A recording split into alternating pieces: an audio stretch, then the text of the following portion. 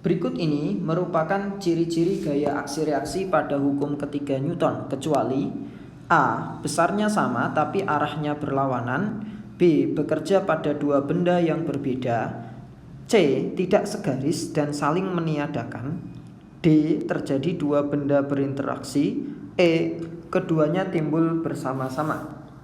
Oke, untuk menjawab ini saya akan memisalkan dalam fenomena sehari-hari saja, yaitu ketika kita memukul tembok itu. Nah, itu adalah atau terjadi hukum aksi reaksi. Nah, itu prosesnya bagaimana? Itu bisa kita terapkan untuk menjawab soal ini gitu. Oke, ini misalkan tangan kita yang kita pakai untuk memukul gitu ya. Kemudian ini adalah dindingnya ya. Harusnya nempel ya.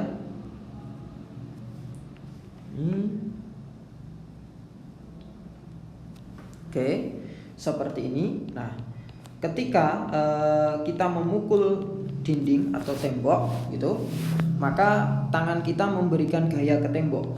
Nah, jadi tembok akan mendapatkan gaya aksi ke kanan ini karena memukulnya ini ke kanan ya, ini F aksi. Nah, sebaliknya tembok juga akan memberikan gaya ke tangan ya, yang arahnya berlawanan.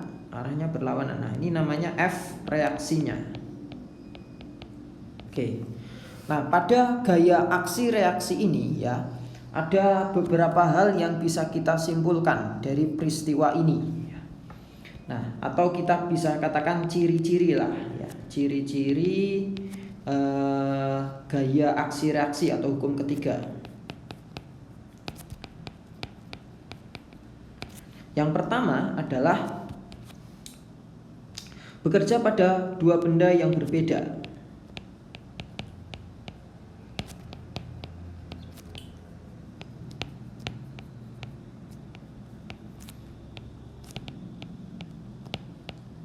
Oke. Nah, kita bisa lihat di sini jadi F aksinya bekerja pada tembok, F reaksinya bekerja pada tangan ya. Jadi bekerja pada dua benda yang berbeda. Nah, kemudian yang kedua yaitu arah gaya aksi dan reaksi itu berlawanan. Besarnya sama dan berlawanan ya. Dua gaya besarnya sama dan arah berlawanan. Oke. Ini ciri-ciri yang kedua. Nah, kemudian ciri-ciri yang ketiga ya, antara dua gaya ini harus garis.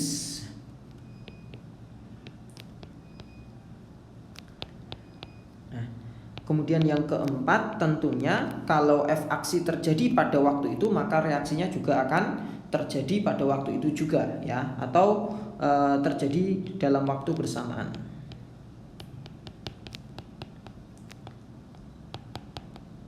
Oke, nah jadi dari sini ya bisa kita lihat mana pernyataan yang tidak benar karena bahasanya di situ kecuali.